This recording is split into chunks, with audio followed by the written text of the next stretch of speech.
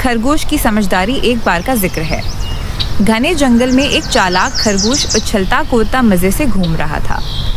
उसकी छोटी छोटी आंखें चमक रही थी और वो खुशी से गुनगुना रहा था। अचानक उसके सामने एक भूखी लोमड़ी आ गई। उसकी आंखों में शिकार की चमक थी। लोमड़ी गर्रा कर बोली, खरगोश, आज तुम मेरी शाम का खाना बनोगे। मैं तुम्हें अभी खा जाऊंगी। खरगोश डरा नहीं, बल्कि मुस्कुरा कर बोला, आवा नहीं प्यारी लोमड़ी, तुम मुझे अभी मत खाओ। मैं अभी अभी जादुई बेरीज खाकर आया हूँ। इन बेरीज का असर यह है कि मेरा गोश्त इतना कड़वा हो गया है, तुम्हें बिल्कुल मजा नहीं आएगा। लेकिन अगर तुम सूरज ढलने तक इंतजार कर लो तो ये कड़वाहट खत्म हो जाएगी। उस वक्त मैं तुम्हें सबसे बेहतरीन लगूंगा।